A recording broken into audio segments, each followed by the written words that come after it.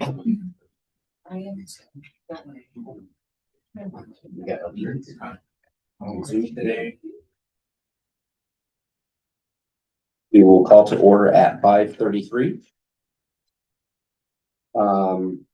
On our agenda today, we have case reviews and a training.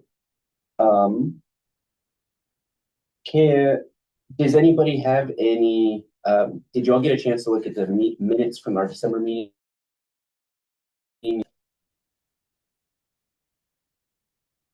All right. We will need to approve those minutes, so can I? I'm going to approve the minute. Second. Thank you, second by Rick. You should vote. Right, we should. Hey, all in favor? Aye. Unanimous.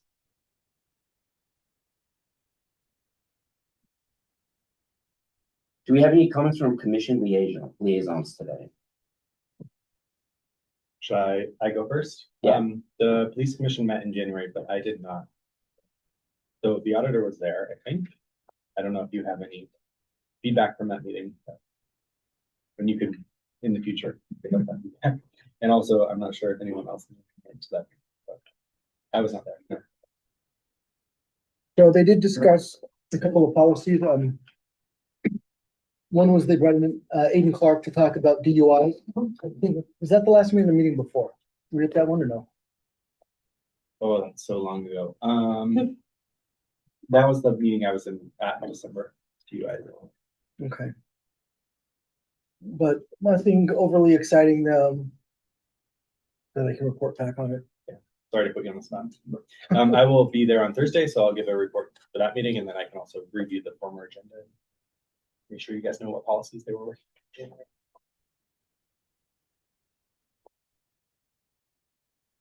Do we currently have anybody on the Human Rights Commission?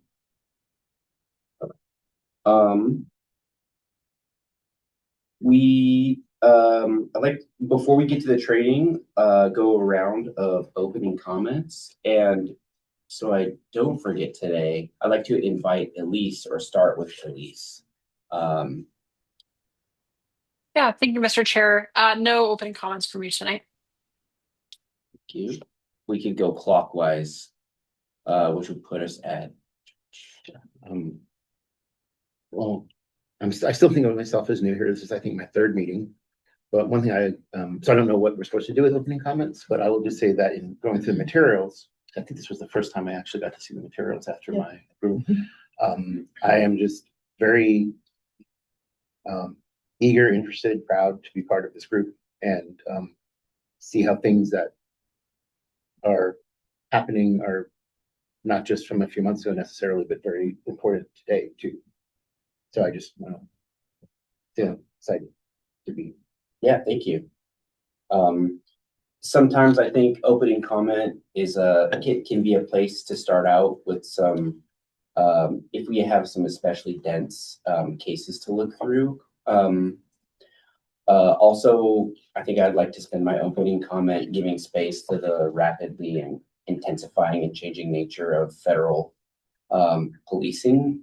And I feel super anxious about that right now, and appreciate EPD's communication, ongoing communication regarding that. So yeah. Also wanted to acknowledge our guests and say thank you for being here tonight. Thank you for yeah, I would just say I'm really grateful for the cases that were selected, and was hoping that we would get to discuss some of this activity. And it feels really timely and meaningful. And I'm going to say now, so that I don't forget, that I know one of the complainants for one of the cases. I don't know what order we're going in, as a work colleague. So before any of that's discussed, I don't see any potential conflict of interest, but just wanted the room to know and the public. Thanks, Brittany.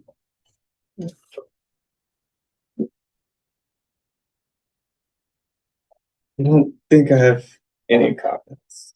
I mean, yeah, I think this is, I'm very awkward position with being at the courthouse of how political I'm allowed to be in anything. But I think we're okay here after I looked at everything.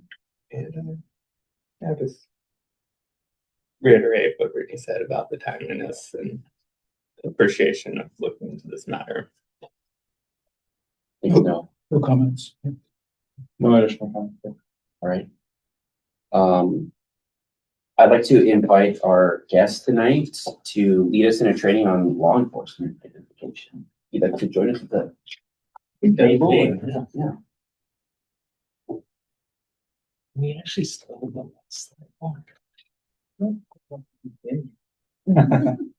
I'm sorry. There's one That's without right. the, I'm in now. okay. I don't know if I can get out. Well, yeah, you're done. That's your chair now. Right. Rob, did you hear that? Do you mind starting trying. on the last slide when, I don't mean to rush you. Sorry. When you get off. I've never seen this come up in Zoom before. Generally just offers me my computer. I mean, you guys can see it, but people out there can't see it. I mean, I can bring up the PowerPoint, no problem, but like at least won't be able to see it. I'm glad we have updates in computers and software. Yeah, I'm not quite sure how to do this, so sorry, at least we're gonna read it, but you won't be able to see it.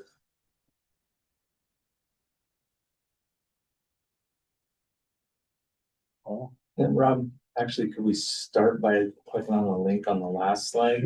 I put this together kind of last minute. no problem. Can't even tell. Yeah, I put a lot of love and effort into it. You want to click on this link? Yeah, it should take us to. It'd be awkward.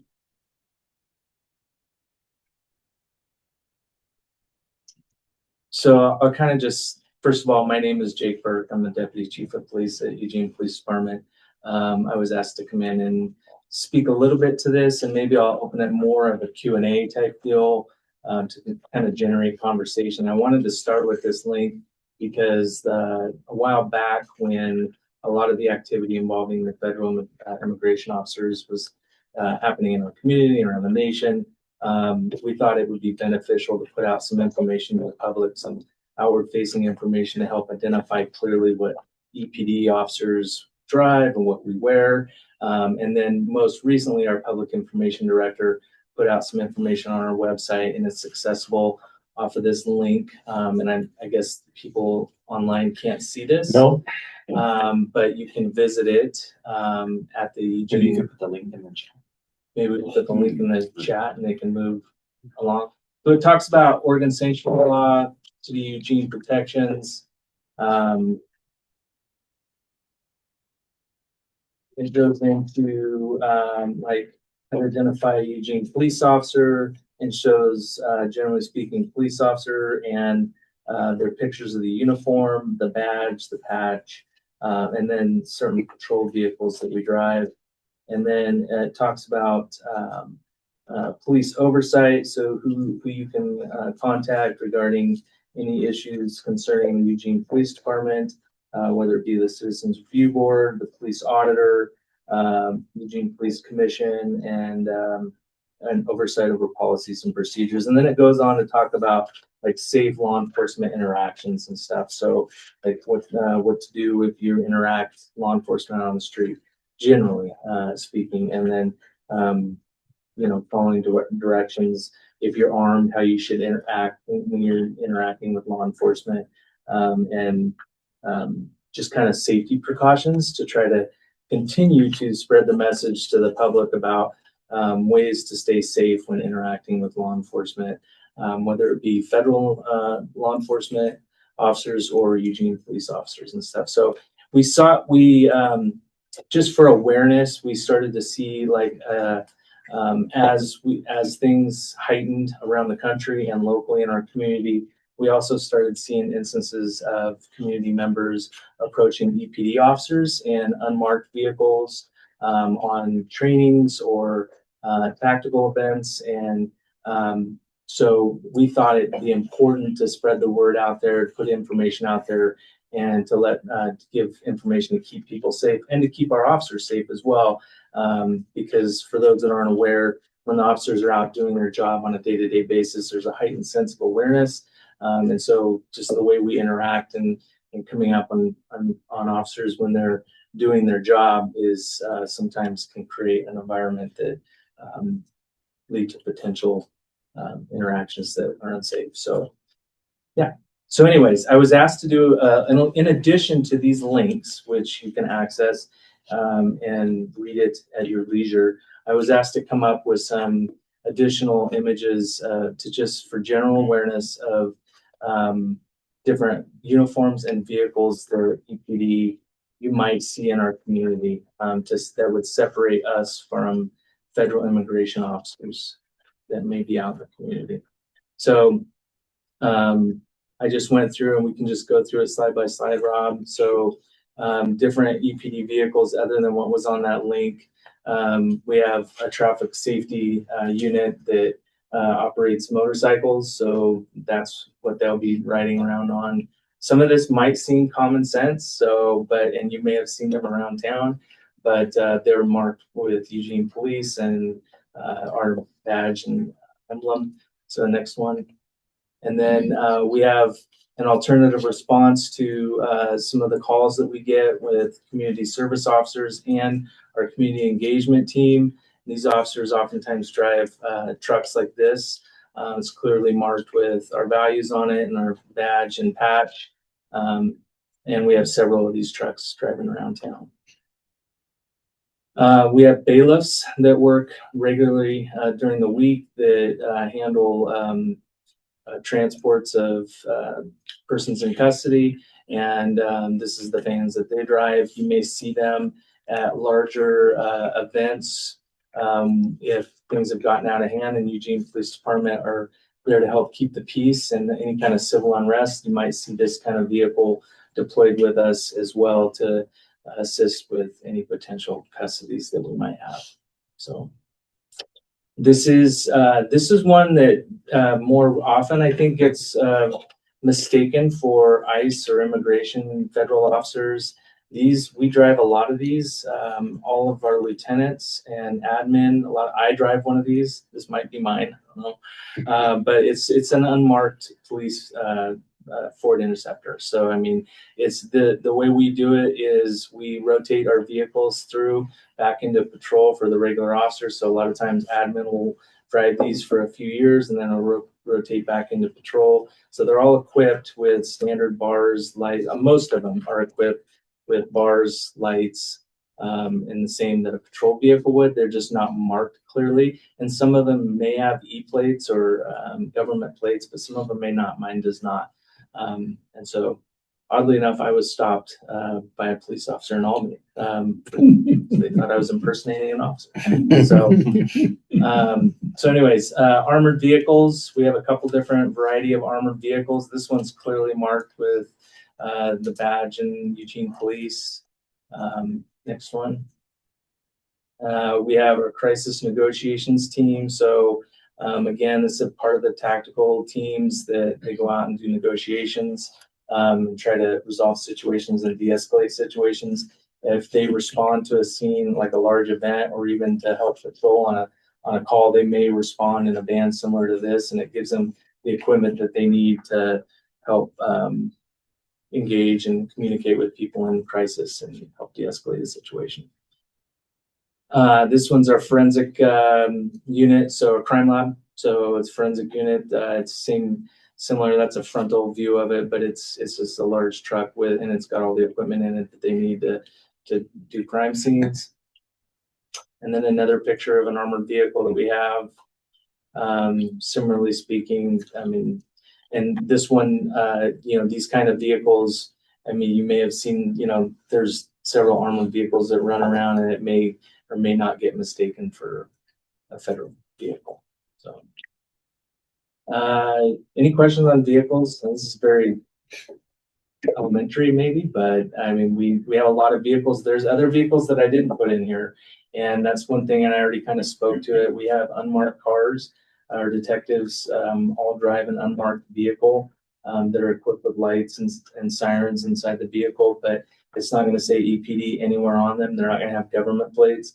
And we do that for a variety of reasons, but mainly is They run a lot of operations where they may be conducting surveillance or other things where they want to be conspicuous and when they're out and about. And so we've had some of those vehicles stopped and approached by our community members, and again, that can create a tense situation. But we've done a lot of communication internally about how to interact and carrying our ID with us and how to interact with community members that may have questions to what we're doing and stuff. So yeah, there's a variety of vehicles that we drive. So not all of them are marked. Another question. Yeah. Sorry. That truck with the cones in it. Yeah. Community service vehicle. Mhm. Are those sworn officers driving that one? Those are non-sworn officers. Okay. Yeah, so it's an alternative response to calls. We have is it 18 or 20 positions for community service officers, somewhere around there. As part of the community service payroll tax to increase the amount of CSOs that we have. And then we have, I think, 3 plus a manager for a community engagement team. And they would respond to calls like burglary where there's no suspects on scene. They would take a report, things that you wouldn't necessarily need a police officer to do. Thank you.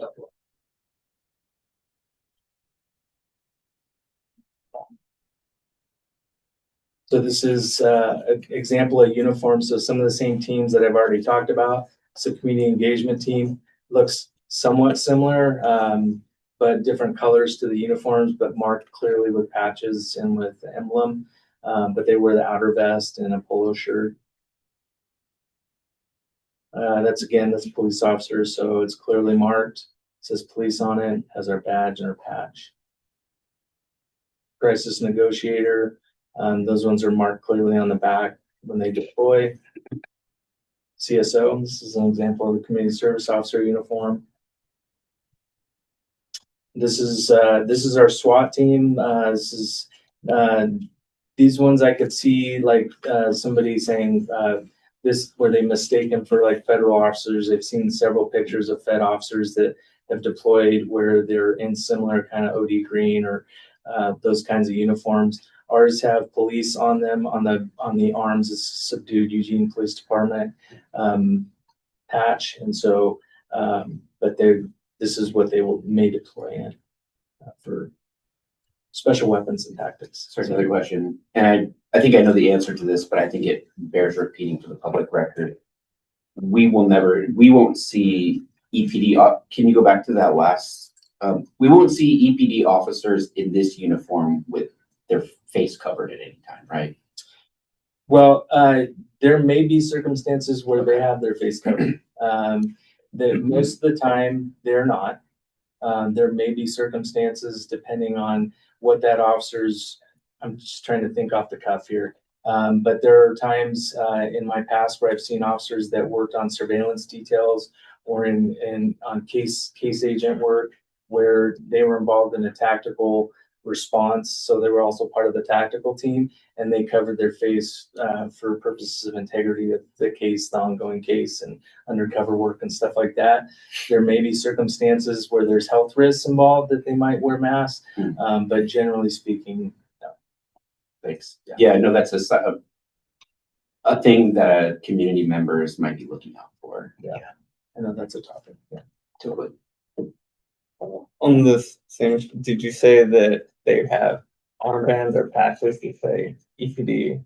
it's like a subdued patch, yeah, on the shoulders. Is there a reason why it's a subdued one instead of maybe putting something on the back that's more obvious public? I think mostly like the uniforms are for more tactical, the ability to for certain tactical situations. I don't know, like it is possible that on the back we could put Eugene Police instead of police.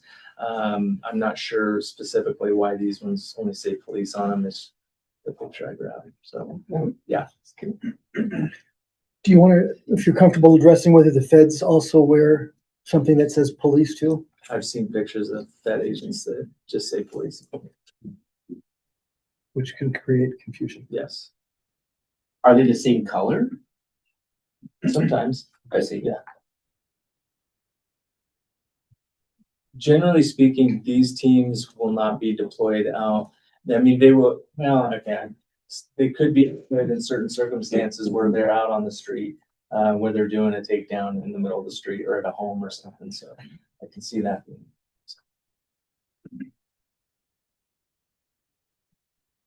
If you were to see your SWAT team, would that commonly be paired with possibly other officers who had maybe marked vehicles, or would it be entirely unmarked, or maybe more tactical vehicles?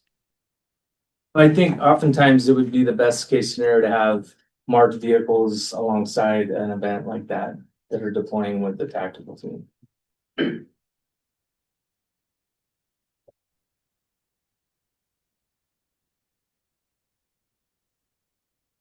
Any questions?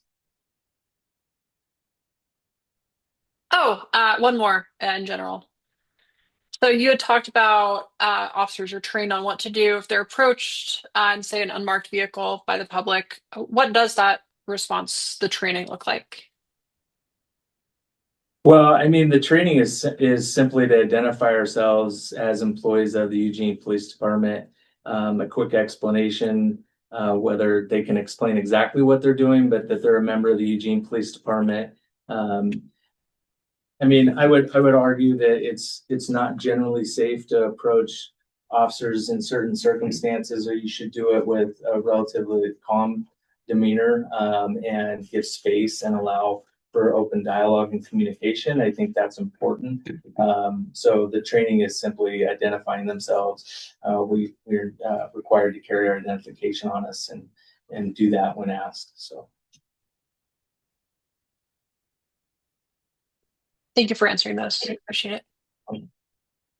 Yes, I have one question too, which is I've seen some of what you've shown tonight in the media and out there, kind of social media.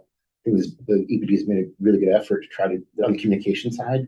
And I guess the question I have, although it may be hard to answer because it may be anecdotal, is in the streets, like not when you're home on Facebook saying, "Oh, EPD says this is what an EPD uniform looks like," versus a, let's say, a non-EPD uniform, just to use that term. Do you have any thoughts from officers themselves or people in the field of how that communication is going with members of the public? Because a lot of times I think we'd probably be in a heated moment. So I don't know how much people can understand at that moment. Maybe I'm saying things I don't know. I don't fully understand your question. I guess what I'm after, so let me rephrase it. Like, do you have reports back from EPD people in the field when they've had these interactions with the public and getting a sense that the public is beginning to understand the difference with the uniforms like you showed versus EPD versus other law enforcement? Yeah, I think I may or may not answer it, I don't know, but I think there's overall a general concern at EPD from our employees of something that hasn't traditionally happened in the past, whereas people coming up when they're just doing their normal everyday work, and the circumstances that might create where there's a volatile moment or something. So far, I haven't had any reports of like any kind of volatile moments, like getting worse when they're approached or contacted. If that answers your question, that helps. but I think there's overall a general concern enough that we communicate regularly to our staff that are operating, especially in unmarked vehicles, to just be conscious and aware of your surroundings and to kind of mentally prepare yourself for those kinds of interactions. It's just an unusual time right now. Thank you. So that helps. I have a question from the other side of that.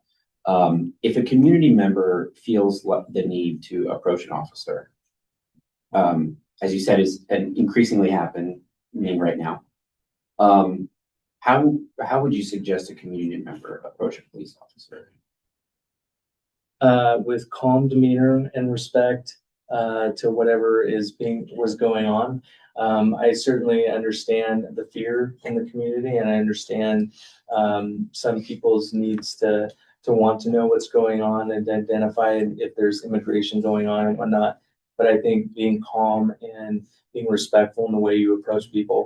I will just say for this room, like if I drive by a police interaction, I don't generally decide to stop, even if I'm curious of what's going on. And that's because I think it's really important for people to understand that, especially if it's an arrest that's happening or a detention that's happening or something law enforcement related where there's a heightened sense of awareness of what's going on, you know, from the officers that are involved. Because there's a lot of unknowns that's going on. And so when you introduce other factors into that, which is people coming from areas outside the peripheral and unknowns, then it creates a heightened, more tense situation. And so if there is a need to approach a situation and that there's general concern to get more understanding of what's going on, is wait for a good time to interact, be calm in your demeanor, and be respectful of the officers and what they're doing, and wait for a good answer, you know. And hopefully the officer responds in a way that can be heard and understood. I had one more quick one. On the less descriptive uniforms, do they have the names, like your last name on the front?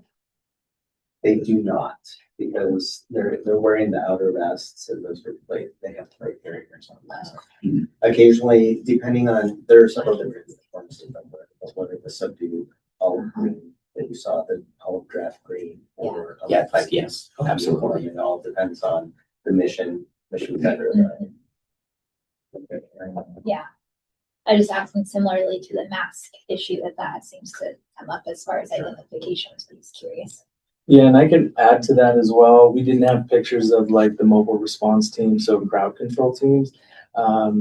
That's evolved over the years, and most of that is in relation to legislative requirements that have come out. And so we've evolved with our crowd control team to the point that we have a softer looking approach, but we still have the ability to keep them safe with Under Armour ability and stuff. And so if they respond to a protest or civil unrest or something, they're clearly wearing, it looks more like police officers, and they're required to have identification, not just police, but the clear identifier, whether it be an employee number or a name or something that you can clearly identify the officers. So I did not add their pictures in there, but it's going to look very similar unless they respond with like a helmet and gas mask. So.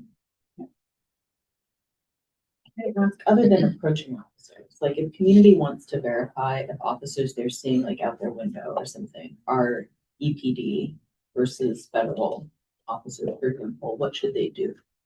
Well, they can call the non-emergency number, and they can see, and they can give their location and a description of what they're seeing, and ask them if it's, ask them what's going on, if there's a concern about whether or not it's a lawful EPD interaction.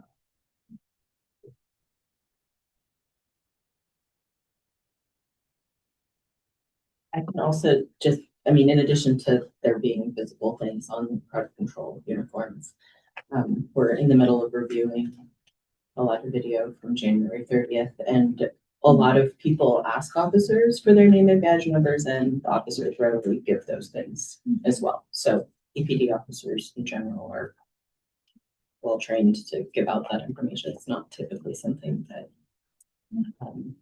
is kept from people when they ask. They're given that information freely. All right. Thank you so much. You're welcome. Appreciate it. No.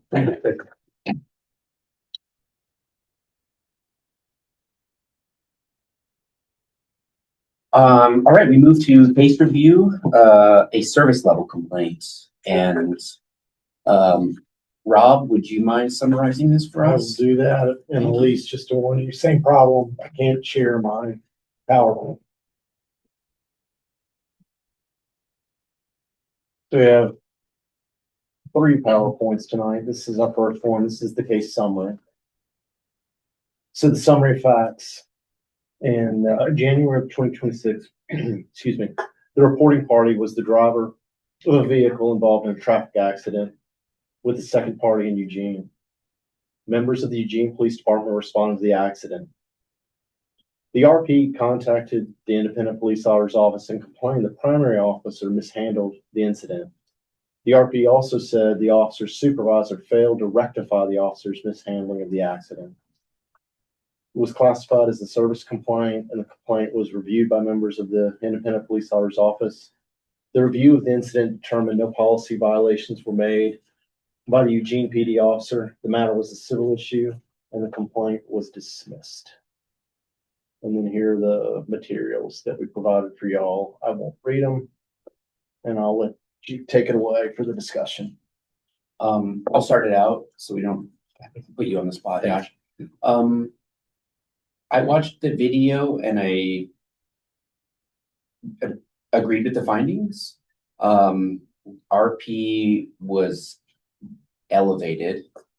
And I think that what I saw was from the body worn video was an officer with a lot of patience and listening pretty well. Yeah. I also thought it was kind of funny that the officer and RP were like, man, drivers are really bad in this town. I've been in Arizona and Utah and it doesn't compare. But anyway. Are we just commenting on all the things or this service? Yeah. I think, I'm sorry, go ahead, Lindsay. No, you're typically, when it's not like a full like allegation case, we've just done one round. Yeah. Yeah, one shot. I agree. And my only question was the only point of communication to RP that this, or instruction maybe that this is more of a civil matter via the letter from the auditor? Or like, is there any point where that type of education could or should be provided sooner? And because if I'm remembering right, the only place I remember seeing it written was, I think, in the letter back. So that's like a question to the room.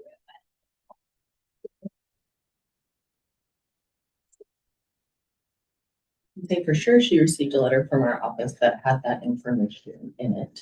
Yeah. And then the information that she was given by the officer at the scene, right? Any information that was given to her, but in a case that we dismiss like this, there is not additional communication from EPD that goes to the reporting party, just our letter that closes it out with them. And I don't imagine EPD offers much, like, I know that you can counsel or advise, but would at any point you say like this is really a civil matter, if you seem like you want to pursue this further to then prevent this from even have coming to the auditor's office? Or... So yes, officers on scene, the supervisor, they would address those issues or concerns. They would provide them the opportunity to kind of do that, but nothing would preclude them from still contacting the auditor's office for kind of a second opinion, which is often how that would happen. In fact, we also have times where people call in to non-emergency dispatch or 911, kind of expressing their, frustration with how that went, and it's also seconded there as well. So we do try and provide them an opportunity if they're unsatisfied with kind of our assessment at the scene, that they can always have it. I mean, that's one of the reasons the auditor's office is here, is to kind of make sure that the advice we're giving or the information we're providing is correct. So yeah, I appreciate that. I think it's just the general thought of at what point did this person learn, or were they told this is something you could pursue a way, and it's not related to EPD. This isn't a criminal situation. That's really what's my only observation. Thank you. I think I agree so far. It doesn't involve any policy violation. I'm trying to remember. I do think the officer spoke to RP at scene and mentioned this was a civil issue to take to circuit court. But don't quote me. I could be wrong. Because RP did mention that at some point, that I'm definitely going to sue, and I think that's what Okay. But other than that, I don't think I have anything else to add. Did you know?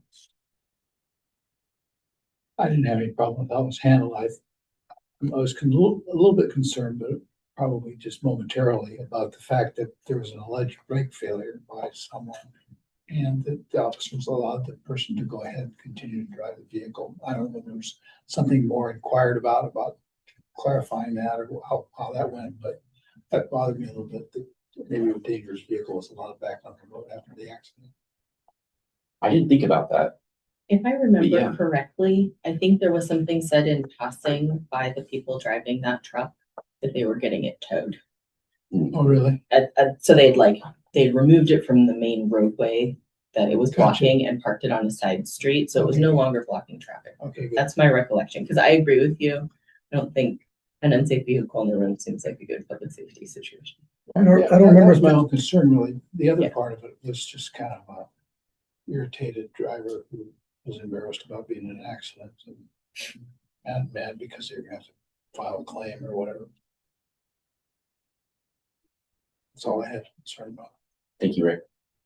I think the only point, and maybe this is to Brittany's point too, I feel like the communication left me a little bit confused after the RP, and so I wonder if it also left the RP a little confused, where essentially that person is complaining to the auditor about police behavior and wants that to get investigated. So that is what is dismissed, and I totally agree that I think that is accurate to dismiss that.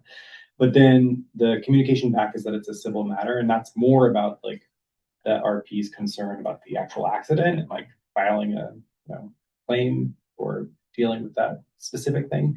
But it sounds like in the communication that I sort of read through in the emails, and it sort of feels like those two things are being lumped. So it could be really helpful just to be really clear that like we are talking only about your complaint related to the police. And of course, you may still have issues with this car wreck that you were in, and that's a civil matter that you need, there's no criminal investigation into that. So I found that clarity a little lacking from the communication, and I feel like that's why there was feedback from the RP after that to like appeal and want to continue down the track of investigation. And so that's the only nuance that I would have. Thank you, Clay. Yeah. Elise? Yeah, I don't have much to add. I think it's been covered. I think to me it seemed pretty clear that it seemed like the reporting party understood that this was a matter that could be taken up either with insurance or civilly. But yeah, obviously we would never want to convey that someone's options were foreclosed because they had talked to the auditor, and just, but also I really appreciate the auditor's letter about specifically alternative remedy. I think that was, and I can appreciate the delicate balance between letting them know that there is an alternative remedy, but also not advising them on, what the exact scope of their alternative remedy is, because we aren't their counsel. Thank you.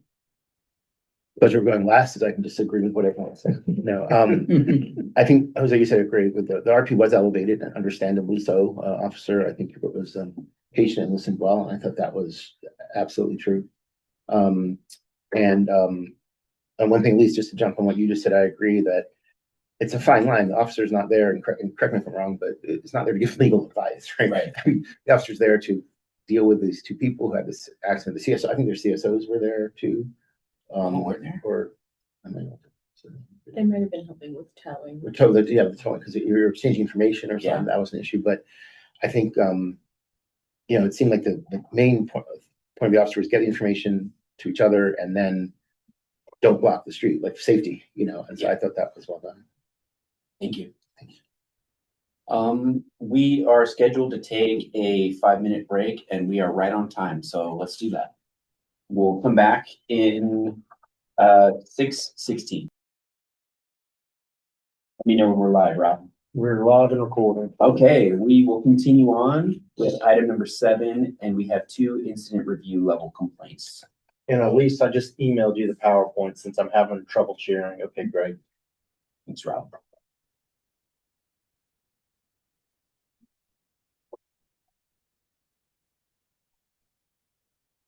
Okay, so I just numbered these 1 and 2. So the first one is in July of 2025, multiple reporting parties, who we're going to call the RPs, complained the Eugene Police Department worked with Immigration and Customs Enforcement, who we're going to call ICE, on July 1st, 2025 in Eugene, Oregon. The RPs complained the actions taken by members of the Eugene PD were a violation of state law and department policy. The complaints were reviewed by members of the Independent Police Auditor's Office, classified as an incident review, and investigated by Eugene PD's Office of Professional Standards. The investigation determined members of the Eugene PD did not assist ICE with immigration activities. And then here are the materials that are provided. And I will bring my screen back up and let you guys take it away. Thank you. As we do round robin kind of discussions, Brittany, would you start us off this time, please? I'll ask again, what are we talking about? This one all in one big rush to the same? Yeah, this is tying into my opening comment of being really, really grateful for the chance to get to review this. And some of what my thoughts and questions were addressed in our training tonight. Thoughts about that too. I just was curious about more robust trainings on what sanctuary status means and federal interactions with federal officers. So knowing that that website exists, super helpful. Noticing there's been social media activity from EPD around uniforms. Could there be more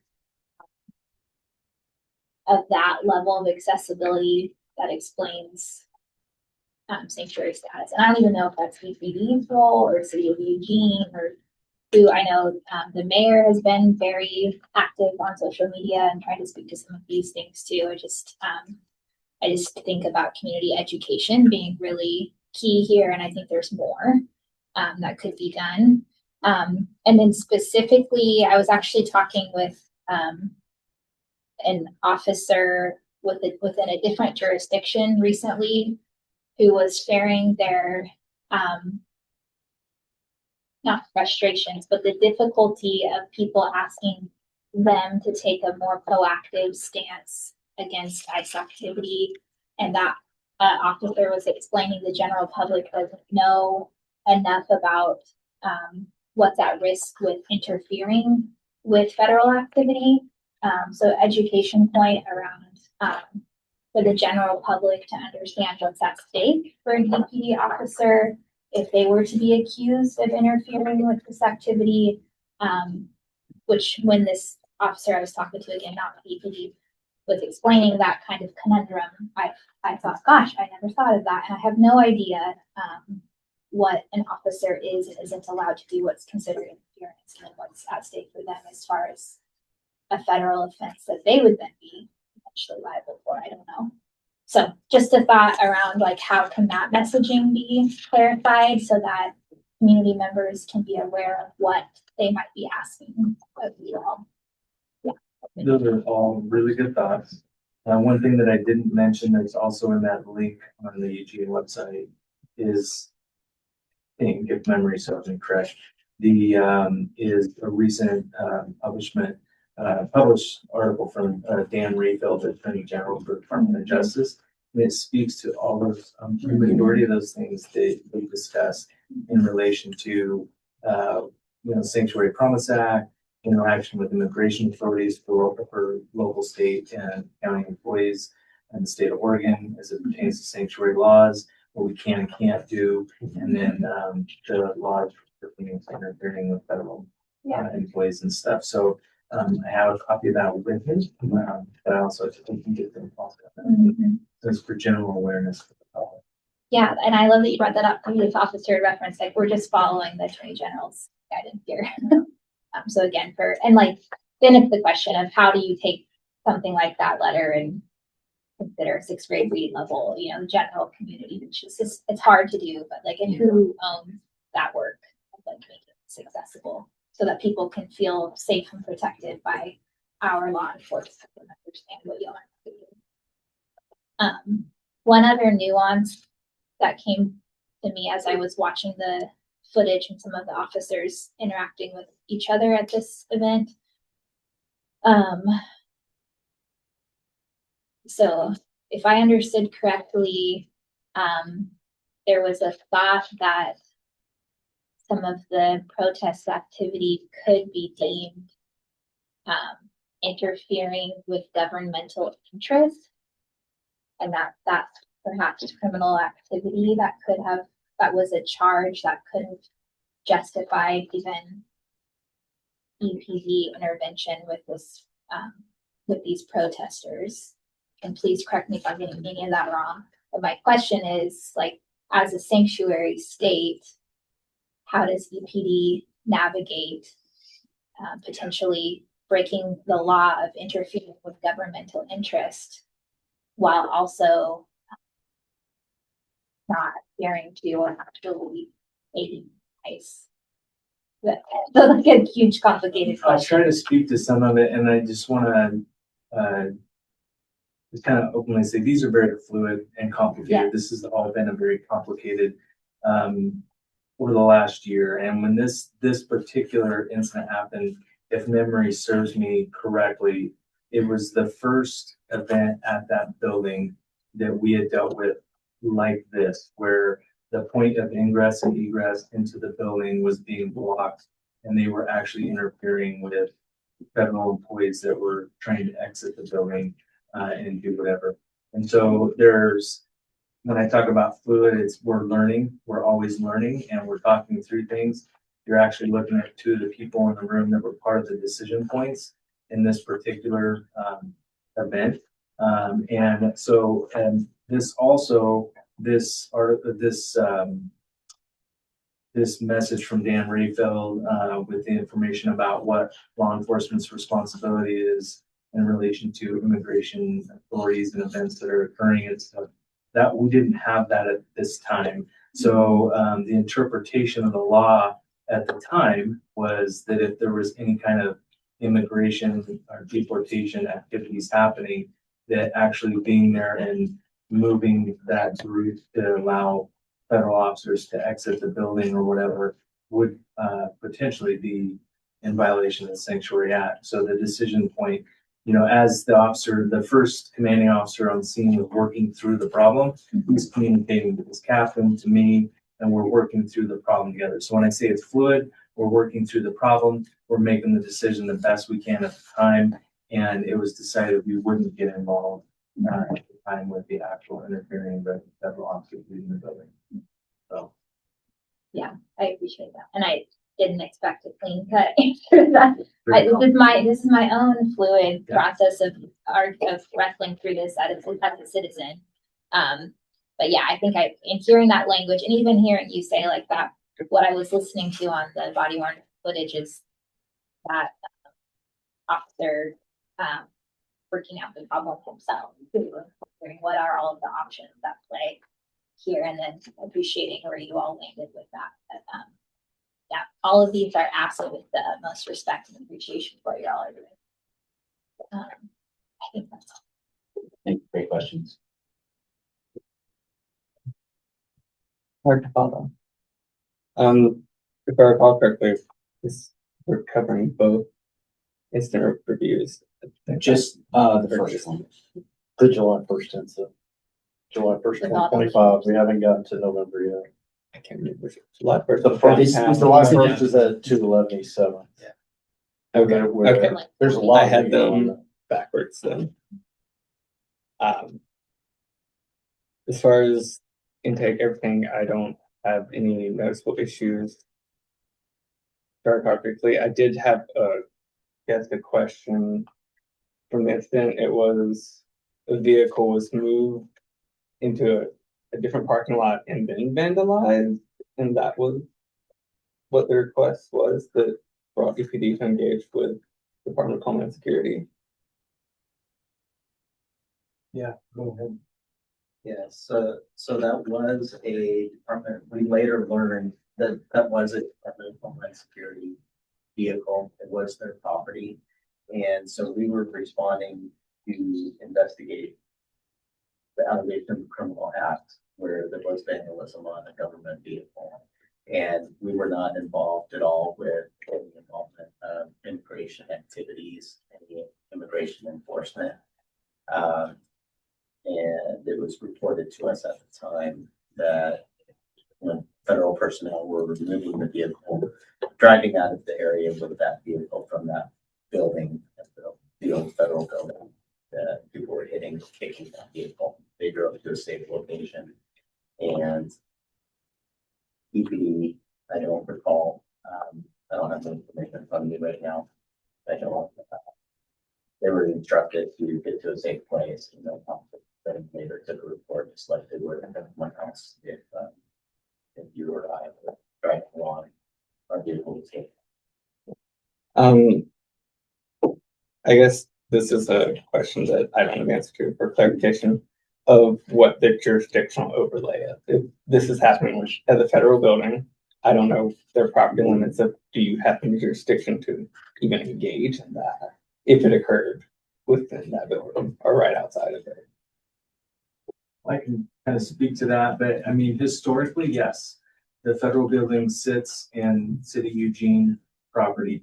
The building itself, the property is federal property, but historically we have responded to similar type things before this issue was so prevalent and before the protests were happening regularly in this fashion. We have responded and taken reports for criminal mischief or criminal conduct at the federal buildings.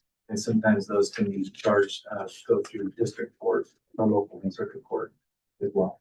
So again, why it's somewhat complicated. I know. Yeah. All right. I think that was my only real question was about jurisdictional issues. Can I ask a follow-up question? Come on, stop. I've lived in a city that has had Tucson, a major full-time federal law enforcement presence there. And I don't think that that's the case here. Is that correct? There's not a large, presence of federal law enforcement officers here. Well, that's a broad question and hard to answer exactly. Sure. Though that building, as a reminder, is not an immigration building. Right. It's a federal building where there happens to be an office where a couple of immigration officers agents work out of. Mhm. There's quite a few other federal entities like the Federal Bureau of Investigations, DEA, IRS, Veterans Affairs, a lot of things that don't involve immigration or ICE. And so as far as and there's several umbrellas under Homeland Security. So Federal Protective Services is the name of the group under the HSI or Homeland Security umbrella that is charged with protecting that building. So they're the security for the building, for lack of better words. And so there's not a large contingency generally of those employees there at the building. So and it varies depending on what's going on. I guess hearing that question, I had always assumed that different cities that I'd lived in, that was worked out nice and neatly. But yeah, as you mentioned, I'm taking in the kind of like really, I don't know, emergent nature of this issue that we're witnessing right now. Yeah, sorry, comment. May I follow up on that? Yeah. Is that out of order, or can I go talk about Noah? Okay, thanks. To follow up on what both you said, and also you, I think one of the things that may be confusing, there's a lot of things that are confusing to this too, but this goes a little bit to the presentation you had before about uniforms and who is EPD and who's not EPD. But it's what you just said, that there's a lot of different federal employees, let's use that word, in that building. ICE is one, presumably, Bureau of Border and Customs Protection, BCP is another. And then there's things that are not necessarily law enforcement, like VA, like you said, and IRS. The role of the federal law enforcement that's not ICE or BBP, if I got the acronym right. I think you said Federal Protective Services. I've heard that term colloquially used as federal police. I don't know if that's the right term to use or not. And also outside of that building, we also have a different building, a federal courthouse here, where I believe they are also the sort of security / law enforcement there. They're sworn, as far as I know. You know, people ask, and that's not your agency, but does someone else know? They are sworn, I assume, and Rob might be the. You're talking about the blue coats at the new, when you walk in, where the metal detectors are in the new building? Well, I think the term I've heard in the public is federal police, but I think the right term, Federal Protective Services. I mean, so the US Marshals are in that US building, Marshals. and then when you walk in, they're called Blue Coats, and it's probably part of the same company that has the contract at the old federal building too.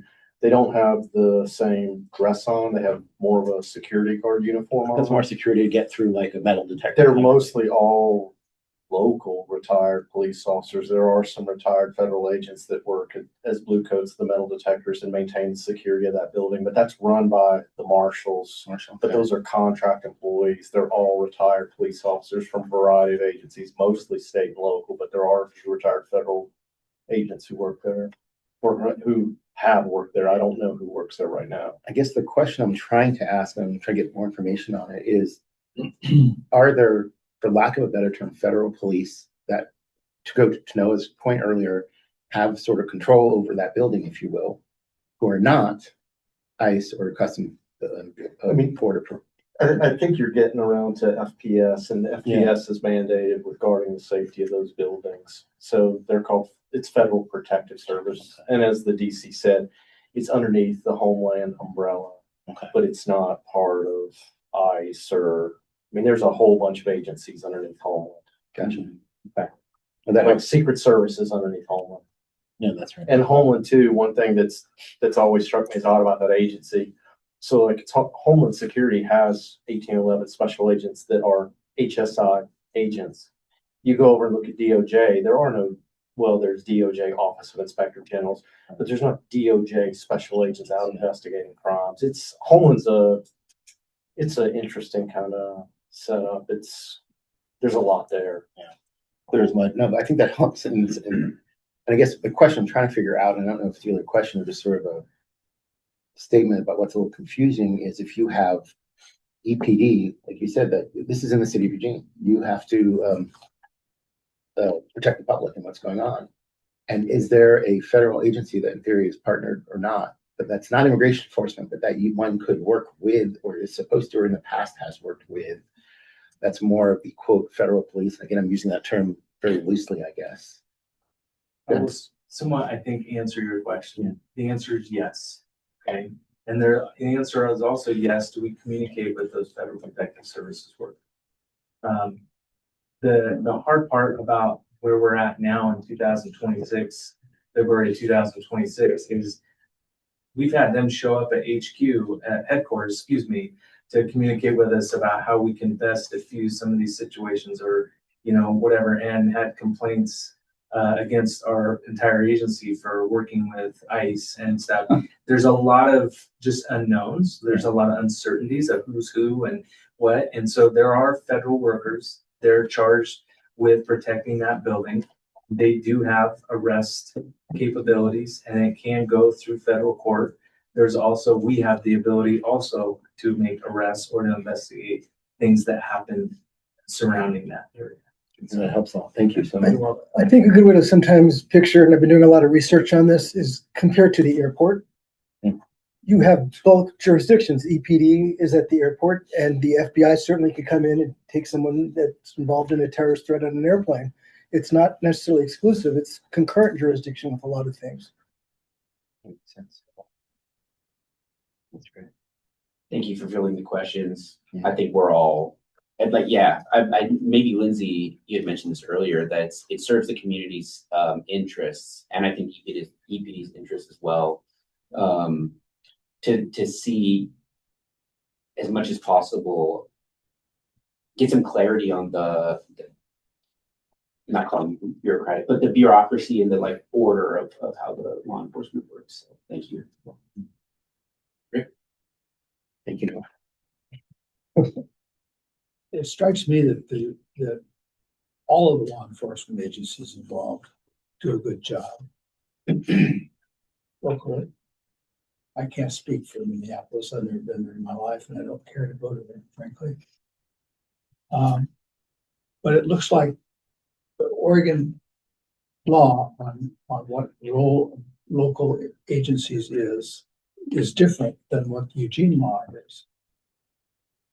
Oregon law in 181A 826 talks about, they say that establishing traffic perimeters for the purpose of supporting or facilitating immigration enforcement is a violation. Or as part of a violation of the sanctuary law. The local rule, the local ordinance does not say that. You've got a situation where the statute says one thing and the local ordinance does not prohibit that. So what is EPD supposed to do? I assume that in order to satisfy the state statute, they've got to abide by the state statute, which is that you can't establish perimeters. That was my concern when we were dealing with trying to help these people out of the building. I think that EPD made the right choice there. I don't think that this is an area of uncertainty or unknown necessarily. I think it's more a political situation right now that you're damned if you do and damned if you don't. And I don't see how the EPD can ever be right about this in this highly charged area. Why Eugene has chosen to be such a vocal spot when nothing's happened here that's any significance. Except, there are complaints, all kinds of complaints being made regarding Cottage Grove and Crestwell and other things. I felt that the complaints by and large for incident 186, which is what we're talking about now, the 7/1/25, were all unfounded. Basically, they're just generally people complaining about how ICE is operating. They're not complaining about how APD, they just know that there's this rule about the sanctuary law and they're trying to voice this discontent. So I don't see how EPD should be worried about what they did here. And I would praise them for what they did.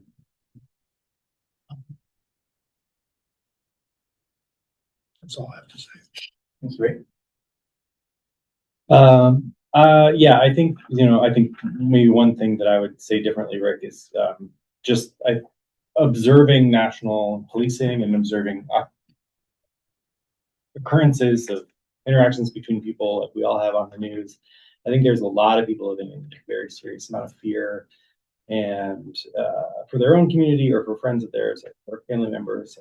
And it's not because of local conditions. Like, it's not maybe because they are experiencing that. And I am horrified by some of the images I see on TV or on the internet. And then when I also see this incident, and rereading the report that an officer filed about information that was obtained after Eugene police went to the vehicle that had been damaged. Then there was sort of a phone interview with the ICE officer who was in that vehicle. And, that also felt terrifying for that officer. And so I think the issue that I see is just a sort of dehumanization of both sides that is occurring, that is very difficult to get out of. And in this case, I think, yes, the Eugene police were responding to an issue of property damage and sort of threats against a person who's in Eugene, and that person happens to be an ICE officer driving a federal vehicle. But that doesn't give people the right to terrify that person and sort of and I don't know if that person was terrified, but I think I would be terrified in that situation of people jumping on the car and trying to break the windows that I'm in a vehicle that I'm in. So I totally think that that's a reasonable thing for Eugene police to respond to, whether it's for property damage or just to take a report about violence sort of toward a person.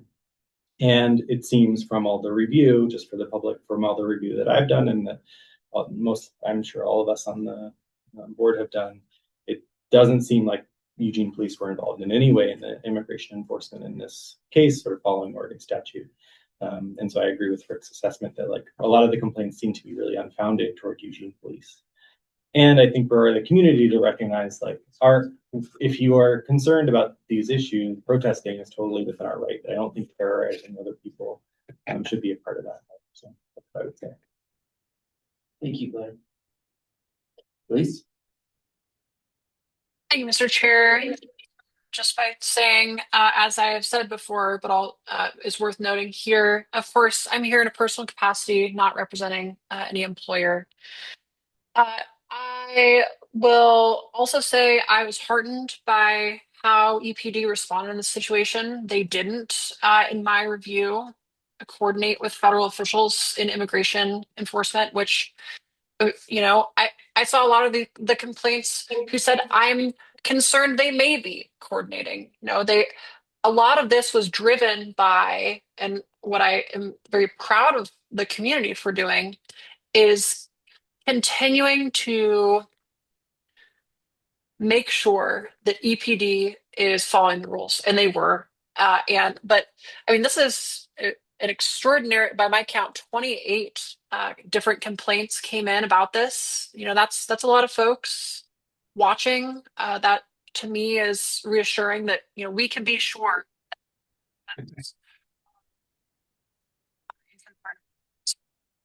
One thing I will say that also stuck out to me in my review is the manner in which immigrations and customs enforcement went about this. I was incredibly concerning to me. While I agree, obviously, that we have to be peaceful in our protests, ultimately, what ICE was attempting to do and what the supervisor involved concluded was that their only in custodies were immigration in custodies. That the only people that they had detained were immigration detainments. But what I was really struck by is when DHS and ICE were talking to our officers, were talking to EPD, there was at least a couple of points where they implied that they were criminal in custody, where they implied that actually it wouldn't violate the sanctuary law because it was about a criminal issue, not a civil immigration enforcement issue. I think that speaks volumes about where the state of federal law enforcement right now. It speaks volumes about their willingness to ask for our help, but then not be truthful when push comes to shove. That is concerning to me in a way that is difficult for me to put into words. That puts officers in a very difficult position. It puts officers in a position that I don't know that policy currently confronts. What happens when an agency assist is not truthful about what is happening? I have not seen anything like it before. And I want to commend our EPD officers for actually notwithstanding the representation that there was, at least from my perspective, was a representation that there was something criminal in nature, or ultimately the supervisor figuring out that actually this was a civil immigration enforcement issue. I don't know what the policy would look like for evaluating whether or not what our federal partners are telling us is truthful or not. But I hope there are ways that we can continue to vet other pieces of information as well as the supervisor in this situation did. Thank you, Elise. Can I ask a clarifying question? Oh, sorry, John. Oh, you want to? You had this next question. Go ahead, man. You go. I guess the support officers. Was it totally blanked and forgot about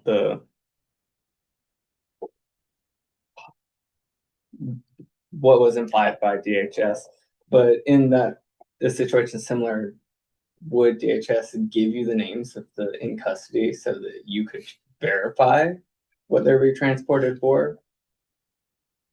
I don't recall off the top of my head if we asked for names, and I don't know that would be top priority for us. At the end of the day, what we asked and moving forward, again, this was the first one that we had experienced, but like moving forward, like the learning lesson was to created clear communication between the agencies, the FPS and EPD, and so that we can ask on the front end, like, is this involving immigration or deportation activity, and then work on that trust, but as far as getting names of involved or being transported, I don't know if they're required to do that or not, but I don't know if we asked for it in this particular case. I doubt it. Yes.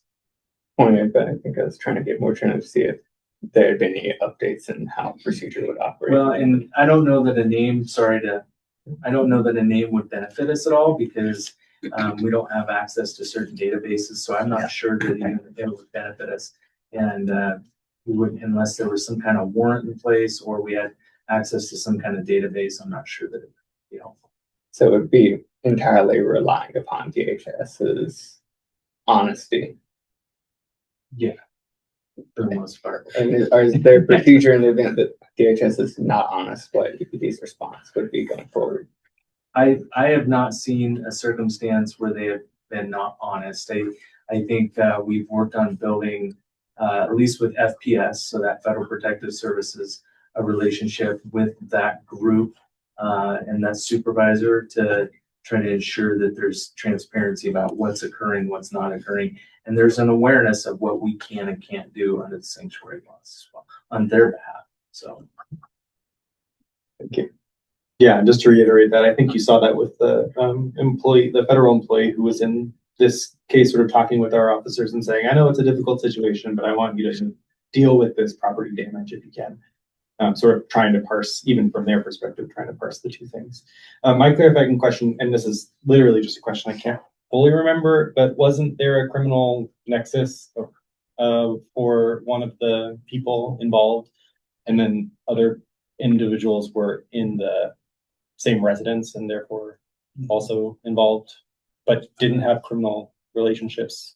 Is that true? If I recall it, they were transporting five and one out of had the it, five. yeah. Just to like add a nuance, I think it shows that it's a different, like in perspective, like I think there is a perspective where I'm sure there is a perspective that, you know, someone who is in the United States illegally or without, you know, immigration processes is criminally liable for that. Like I'm sure that is a perspective, but also layering onto this, there is an individual who is supposedly there for criminal action too. And so it's like, I think it could be very difficult for Eugene police to be expected to parse that. And I hope that there are ways that the law protects, the statutes or whatever protects Eugene police from those sticky situations when they may get involved because there's a person who they will help move who is criminally liable. It's just so hard. So just maybe a recognition of the difficulty of that situation for our officers. That was my clarifying question / rant. Lisa, Amy? I'm trying to find the quote. There was a quote in one of the dispositions where the officer is quoted, the supervisor is quoted, their only in custodies are effing immigration, so just stay away. And I'm wondering where that piece of information came, if we were talking about if there were criminal and not just immigration in custodies.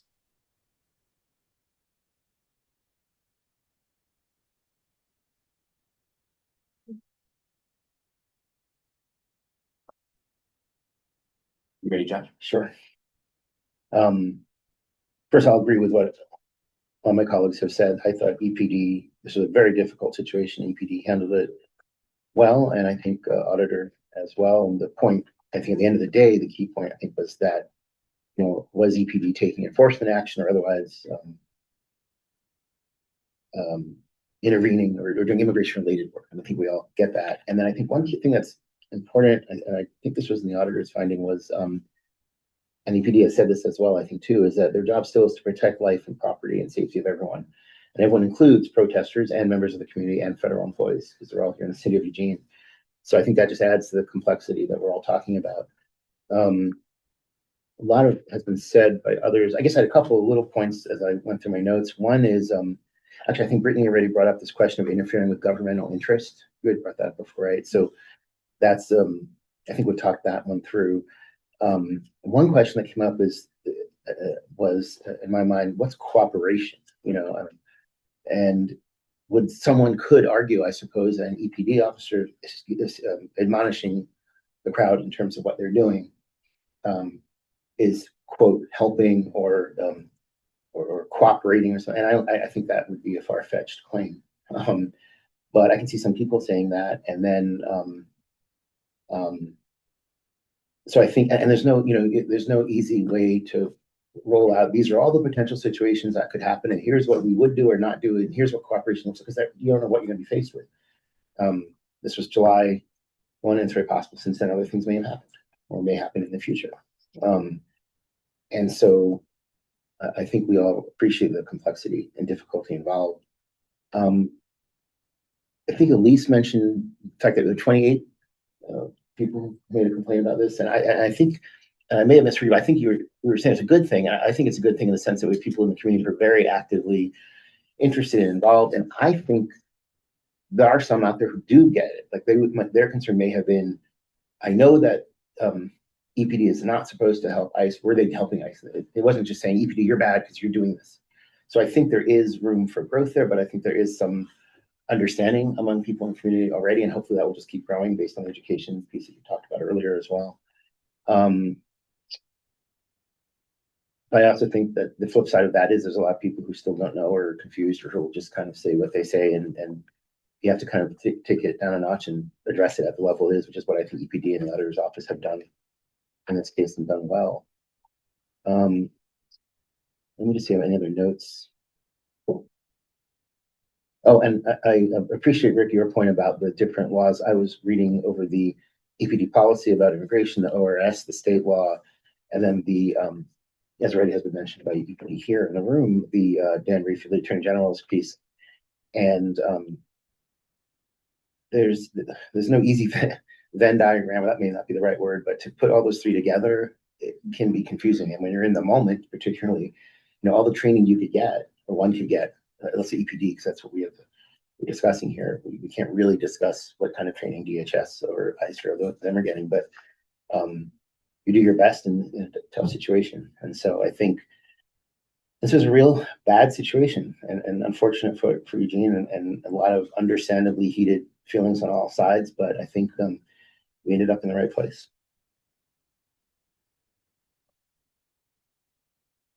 Josh.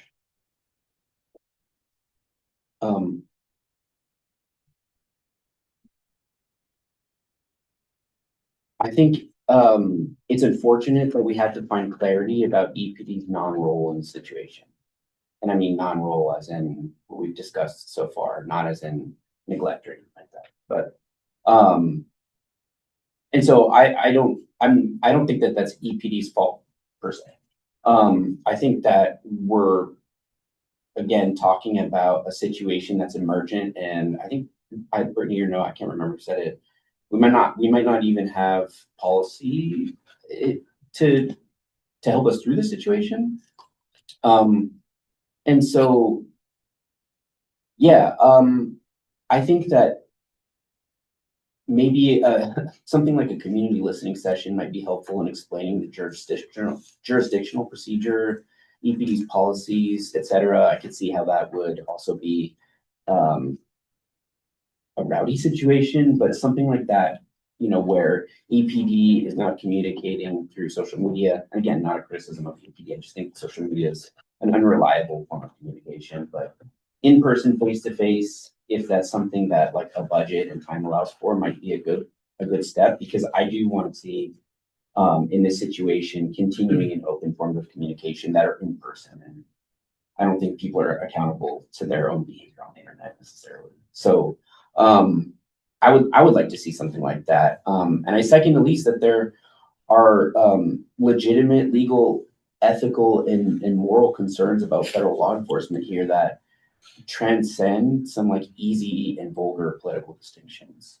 And I also want to make room here to say that undocumented community members deserve to feel safe too, and deserve, no matter what you feel about this, deserve to have a role in our community. And I don't have a response or an answer, and I'm not calling anybody out in particular. I just think that I'm looking for ways for us to communicate and for this kind of to evolve and to see that the community has some, at least feels like they have some role in knowing more and communicating. So I also think, or I think I concur with the rest of the group here that I agree with the findings. And let me just couch that again and say I appreciate EPD's ongoing communication. Okay, I think we have one more incident review. We have the one from November.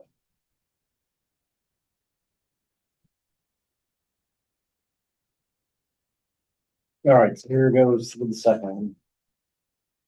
So in November 2025, multiple reporting parties, we're gonna call RPs, complained the Eugene Police Department works in concert with ICE on November 5th, 2025 in Eugene, Oregon. The RPs complained the actions taken by members of the Eugene Police Department were violation of state law and department policy. The complaints were reviewed by members of the Independent Police Auditor's Office and classified as an incident review. The review determined no state laws and policies were violated. No assistance was provided to ICE. And then there are the materials that we provided, and I'll close this out and turn it back over to you guys. Thank you, Rob. Brittany started us out last time, so Noah, will you start us out, please? Of course. Chairman, I don't have any initial disagreements with the disposition or the intake. I would voice, I don't know if concern is the right word, but note that reviewing the reports that came in where people reported something, that there were several that relied upon my neighbor told me this. Yeah. Not any eyewitness accounts. Other than that, everything's before the reports never indicated that EPD was at the location or anything else. I think it was most likely another matter of identification issues, like we discussed in training. Yeah. That's up from that end. You know, I agree. I think that these complaints were unfounded, if any. Again, I think we're all victims of press and its ability to try to sell newspapers and TV time. And I don't think we have a concern. thank you, Rick. Yeah, I was like looking for more information on this case because I just didn't understand why we didn't have anything, and it's really because the police weren't there. So yeah, it seems like people are on heightened alert and are worried about their community and are worried about actions in the community and taking it out on, well, thinking that it's possible that Eugene police are involved, and it's sort of clear that in this case they weren't, despite many reporting parties thinking they were. So clarification, sort of as people have mentioned in terms of town halls or further education, community engagement, probably helpful in this time. I know it's more work for the city, but it might be useful. And community organizations should do their part too. The organizations I'm a part of, it's important for me to take that back to them and sort of say, let's help our neighbors understand the differences here and like parse these issues a little bit. And, yeah, so that's all I have to say. Thank you, Clay. Elise? Yeah, I agree with what's been said. I think this is a lesson in engaging the community, making sure that we're getting out that good information like we got out this morning. I'm excited, or earlier this meeting, my apologies. I think I'm actually very excited to have a clip that I can share around to folks to help hopefully get more information about what does EPD look like, because it's not everybody in a unmarked police interceptor or even an unmarked vehicle with a tactical vest. It doesn't have to be a police interceptor. Yeah, I think this case, kind of in contrast to how I felt about the first one, is a lesson in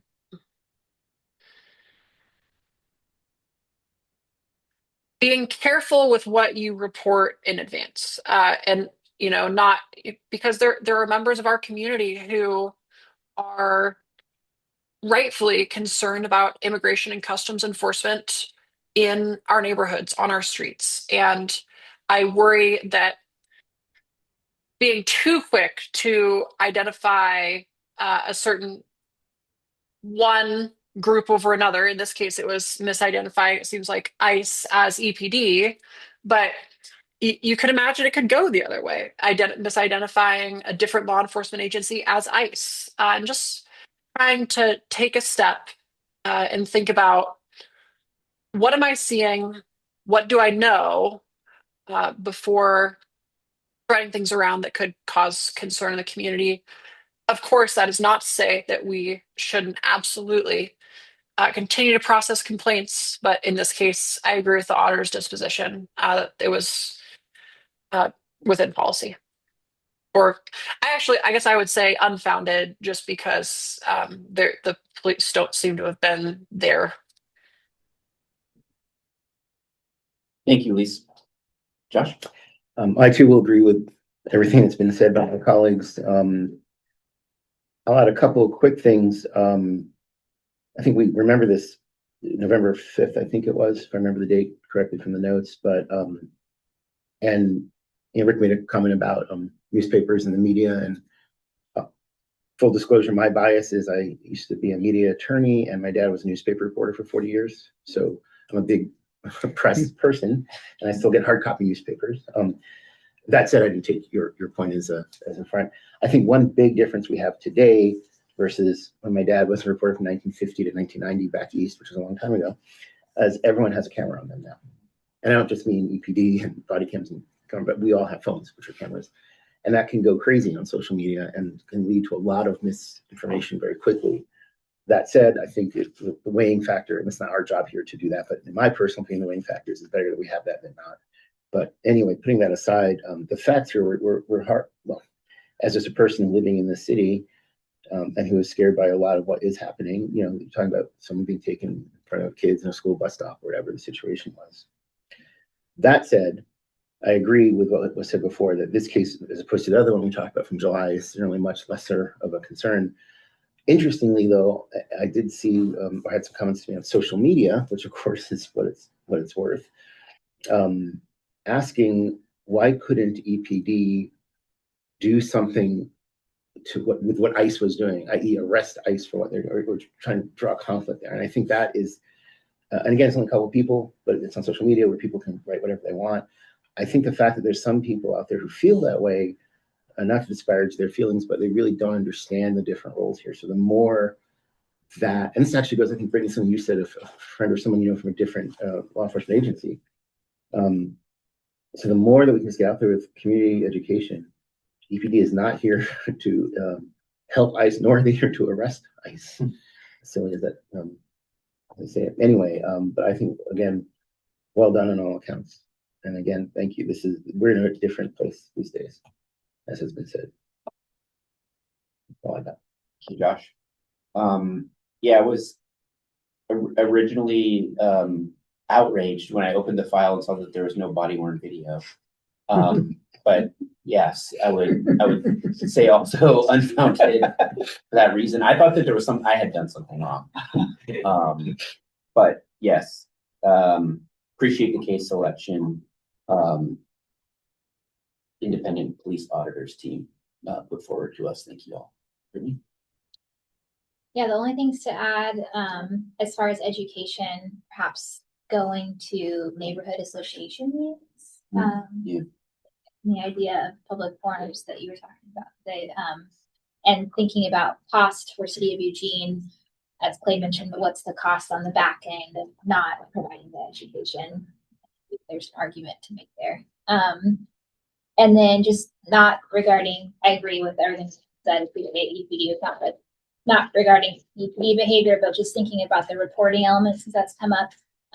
This incident happened very close to my kid's school. So I just think the panic in witnessing this firsthand and feeling like you need to do something. I just want to speak to that for the folks that filed a report, even if they didn't see it themselves, if they heard about it or heard from their frantic neighbor after seeing it.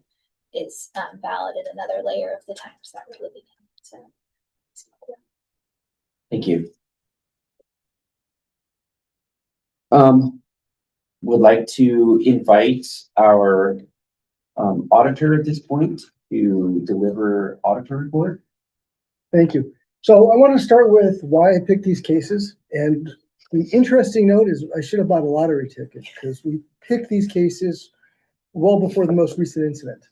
I don't know if you had gotten your materials or not, but these cases were picked, I think, maybe even in December, anticipating that it was going to be an ongoing problem, an ongoing occurrence. So, and this was my greeting. I actually started in August, and the first one, as we know, was July. So this was kind of waiting on my desk when I arrived.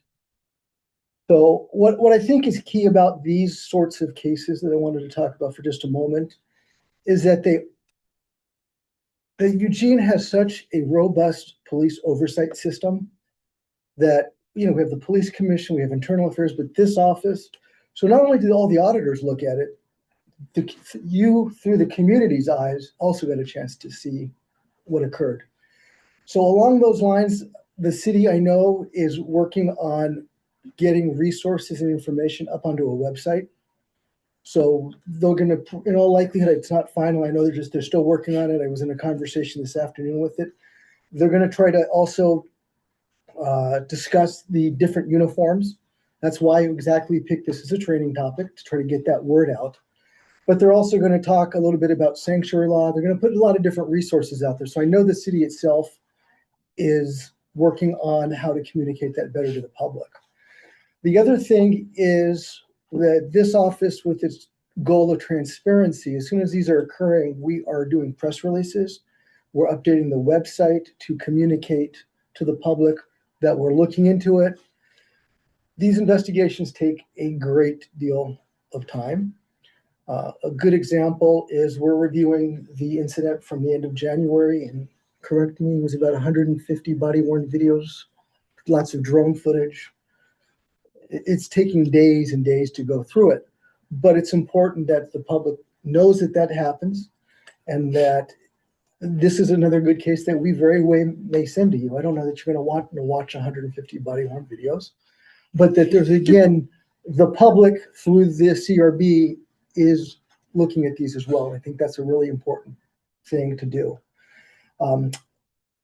We're discussing going out to the community. The chief and myself and the former president of the police commission went out to a community group, and we were asked questions about this. So we're definitely willing to go out and discuss how all those things go. And it's an excellent thing. And anybody that wants us to come out and talk about it, we're being transparent. We're happy to do that. Along those lines, the next thing I wanted to touch, any questions on that before I move on?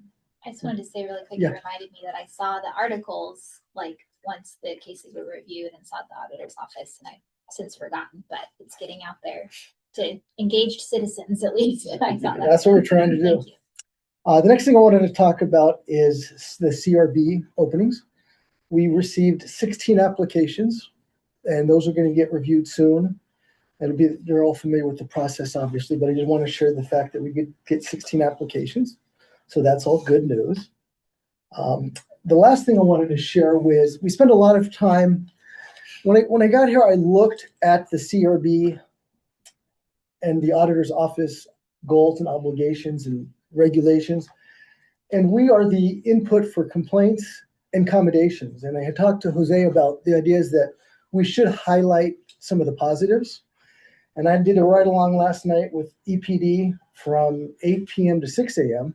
And this is what occurred, one of the things. And basically, while out with one of the sergeants, they received a call about somebody that was in cardiac arrest. When we arrived at the scene with the sergeant, the two officers were actively engaged in CPR on the individual who was clinically dead. There was no response at all, no heartbeat. They were busy doing CPR, using an AED, and they administered 3 doses of Narcan. And by the time the fire department arrived, thanks to that officers, the person was recovering and was able to walk down the stairs to an ambulance and go to the hospital. So these 2 officers essentially saved a community member's life. And I thought that was something that we should highlight at the CRB meeting. So again, to the public that's watching this, let us know when you see things that you don't think are right, whether they are founded or not, like we saw with one of our CRB cases today. But also, if you see exceptional things, please let us know too. We want to recognize the good and the bad. Any other questions for me? You should get a commendation for staying out till 6. A little tired. All right, well, that's my report. Thank you, Auditor Renetsky.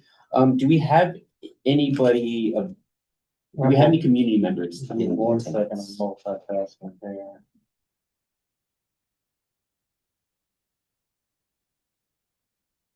We do not, Okay, well, we have one former CRB member who's on here. If you'd like, if you would like to speak, please raise your hand and we will give you the floor. All right, going once, going twice, gone. shout out to Bernadette. At this point, we move to closing comments, item 10. And round robin fashion would put us at Rick starting. Closing comments? I think one thing that needs to be passed along to the public is that when an officer issues a lawful order, no matter who he or she is, it should be obeyed.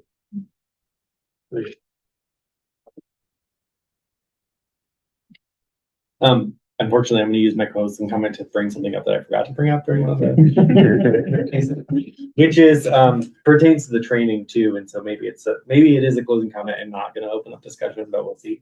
There was an officer who, in the middle case that we reviewed, which was July 1st, downtown, who had a mask available to use and sort of was, kind of putting it up and down. And the videos that I didn't watch every video, but the videos that I saw, it wasn't like fully covering their face.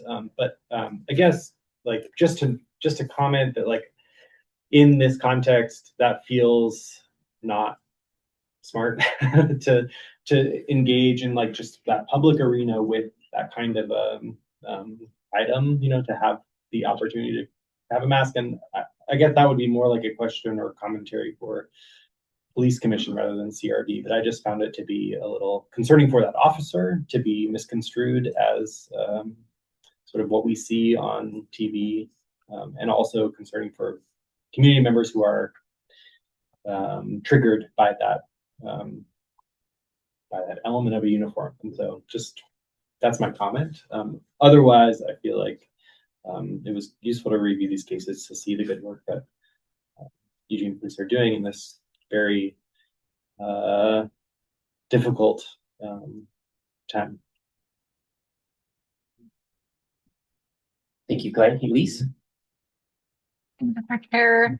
Yeah, I concur 1000%. I am always perennially impressed by the professionalism of our officers here. This board is hard sometimes because it's while we apparently are technically for commendations as well. I think the complaint side of the equation gets a lot of attention, but from my perspective, EPD are consummate professionals. They are people that we can trust to do the right thing in our community, and that has come through in the materials tonight. I'm glad we looked at these, even though there was, no findings of wrongdoing on behalf of Eugene PD, because I think that is as useful as when we are upset by something that's happened. It's useful for the community to know that in the face of pretty, to me, alarming federal activity, EPD is standing strong and protecting our community as best they can under the circumstances. And so that's where I'll leave it tonight. And thank you to the board for a wonderful discussion. Thank you. First, I'll just say Ibid agreed with what Elise just said. I too am concerned about what's going on out there, and I'm fortunate. I feel fortunate to live in a city where we have EPD doing the work it is doing, and in a not easy situation. Whereas was said before, still fluid situation. And I have a feeling well, obviously, we know more has happened since July and November, those two cases we looked at, and you referenced something more recently and may have more coming up. I hope not. I hope things quiet down and calm down, but we're in interesting times. The other thing I'll say is on the education piece, we are a board that has public meetings, police commission, public meetings, as far as I know. Transparency you talked about from this office, the auditor's office, EPD is there to talk to people, and people talk about neighborhood associations, other ways to get to the public. I don't know all the ways, but the more that education can happen, the better. The more people who could do a ride along, perhaps, the better. The more people can see what is going on day in, day out, the better. I came into this interested in the board because of past experience I've had in this area. And also having lived here now, gosh, almost 18 years, and having done a ride along myself many years ago. And just thinking the more we all can learn together and discuss things, the better. And so I'm all for more education, however that is done. Thank you. Thank you, Josh. I came to Eugene in 2018 and realized pretty quickly that what we have in this city is pretty damn good. This is a great place to live, and it's a great community that I take a lot of pride in being a community member in, and EPD is included in a part of that for me. I've been on this board going on 6 years, and my own personal ideas about policing have evolved in that. And some of that is due to what I've seen, and some of that is due to my continued needing to grow up. But I just want to use this time to also extend gratitude to Deputy Chief Burke and Captain Wright. Thank you for being here. We developed a really great rapport with DC Adams, and I look forward to developing that rapport with you all too. I think that as long as we continue to believe that we're all doing the best we can with what we have, that we'll continue to have productive and good open communication. So really appreciate your time. Likewise, thank you for the work EPD does, and also fielding our murky, muddy question on wrestling, holding space for that, making it a safe space to ask our questions. And it is heartening to me to sit around this table and hear kind of thoughtful approaches and diverse approaches to how to hold some really complex, difficult things. And this space continues to give me hope, which is hard to come by these days. Thank you. Thank you. I won't beat every dead horse, but just the general thank you, Deputy Chief, like Brittany said, for fielding and stuff. Even if you weren't exactly sure, I appreciated the answers you gave and being able to admit that you may not know exactly what's going on or have the right answer on hand.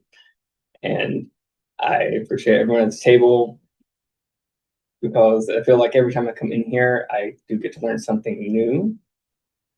And as far as education goes, I think being able to engage directly with officers and with other community members, it's been a long day, has been more pivotal for my own education of what I'm going through than some of the classes I've taken. No, I will leave it at that. All right. Everybody get a chance to speak, closing comments? All right. We adjourn at 7:23. Thank you all. Thanks a lot. Thank you. Very